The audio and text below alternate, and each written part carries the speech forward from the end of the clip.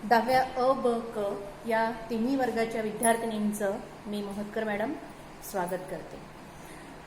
तुम्हाला मी पहिलं chapter science 1चं शिकवणार आहे. तसं मी 10व्या अ ला सायन्स 1 शिकवणार आहे यावर्षी. परंतु जोपर्यंत तुमची शाळा सुरू होत नाही तोपर्यंत तुमचे रेकॉर्डेड किंवा ऑनलाईन क्लासेस घेण्यात येणार आहेत आणि त्याकरिता आम्ही डिवाईड करून घेतलेला आहे.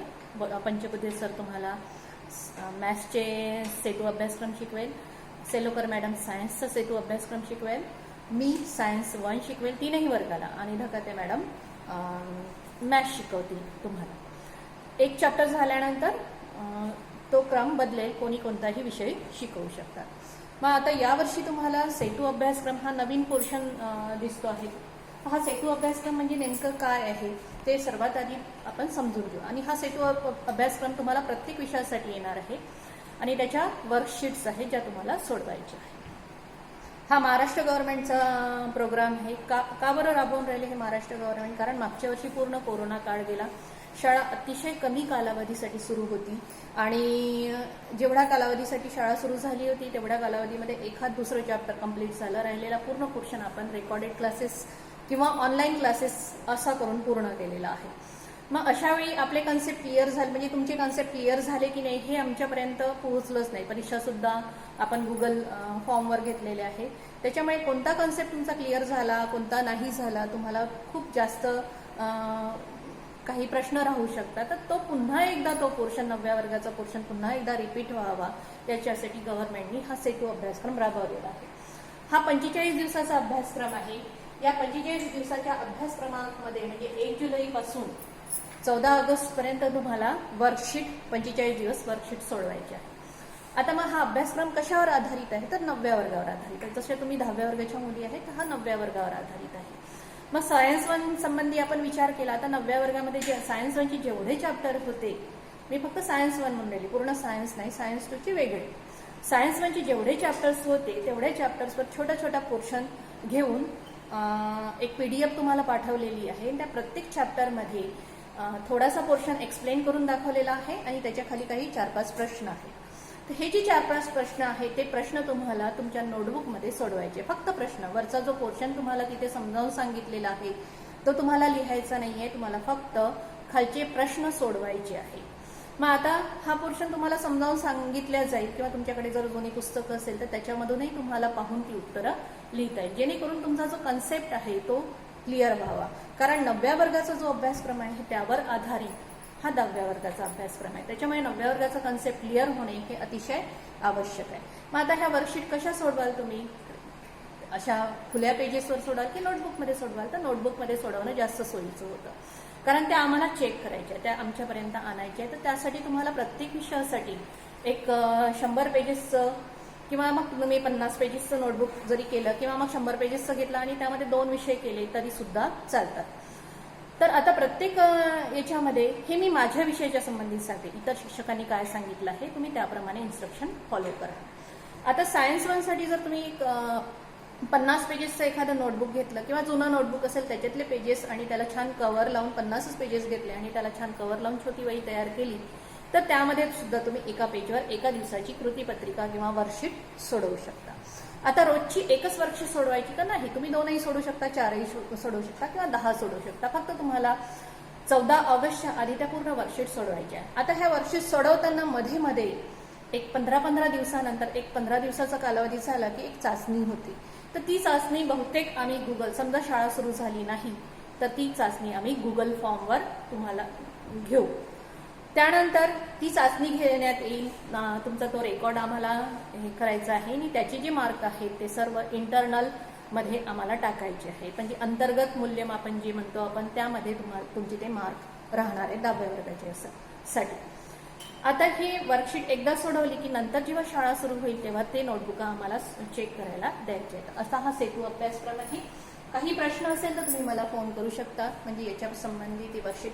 समजा एखादा प्रश्न तुम्हाला त्यातला समजला नसेल, सायन्स 1चा असेल किंवा मॅथ्सचा असेल, कोणताही प्रश्न विचारा. समजला नसेल तर तेव्हाच्या तेव्हा तुम्ही संबंधित शिक्षकाला किंवा मला सुद्धा फोन करा, आम्ही तो समजावून सांगू.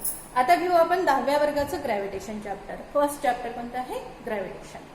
Now in this gravitation chapter, this whole gravitation chapter is based on the terms which are used in 9th standard. Which are those terms? Scalars and vector, distance and displacement, speed, velocity, acceleration, force, uniform acceleration, non-uniform acceleration, circular motion. All these concepts are in 9th standard, and this concept should be clear at 9th standard. Now I am going to start this chapter, gravitation chapter, with this concept. आता या concept मध्ये पहिला portion जो आहे scalars and vectors. तर scalars आणि vectors जेव्हा आपण समजावून सांगतो तर ह्या कन्सेप्ट थोड्याशा समजायला कठीण जातात. स्केलर्स म्हणा किंवा वेक्टर्स म्हणा किंवा डिस्टन्स डिस्प्लेसमेंट.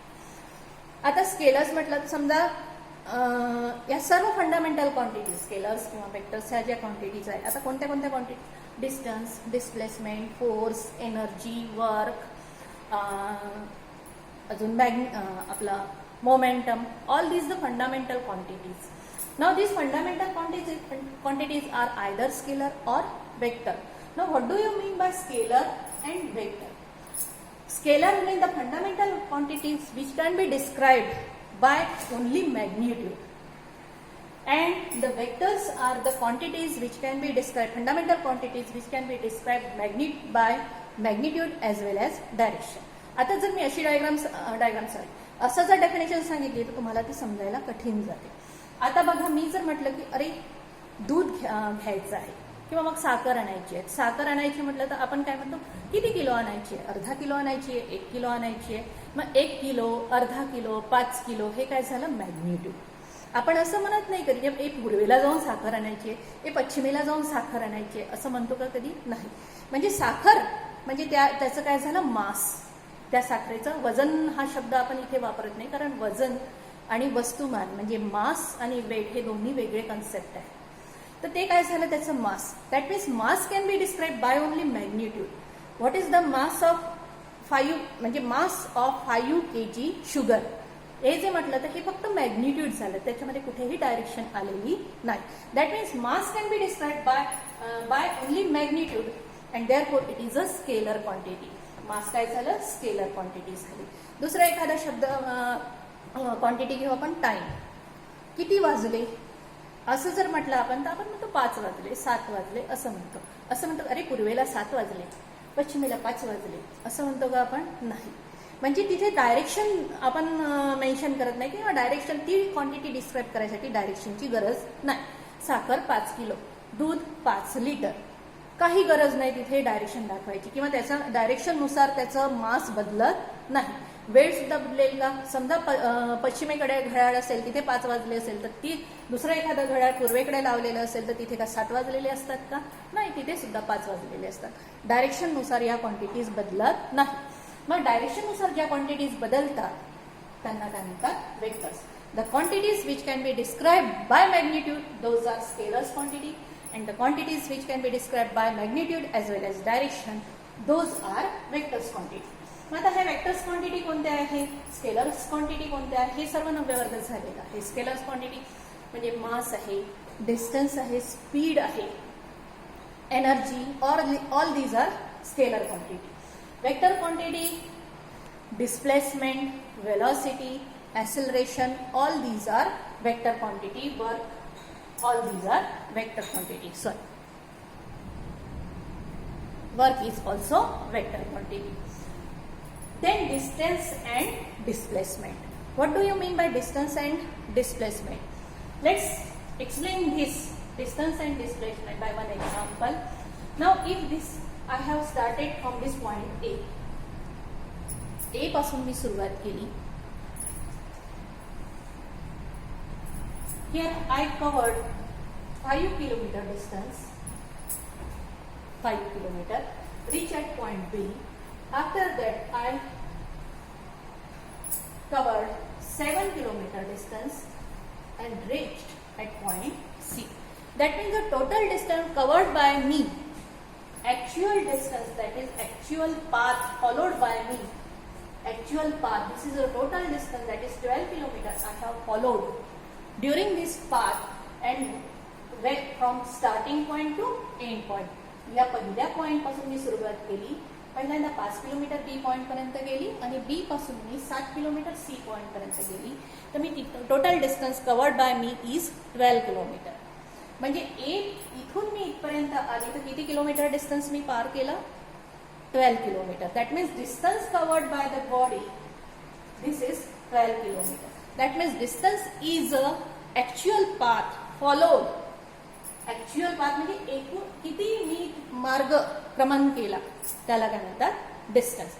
आता बघा याच्यामध्ये distance is the actual path followed by the body from starting point two end point. इथून.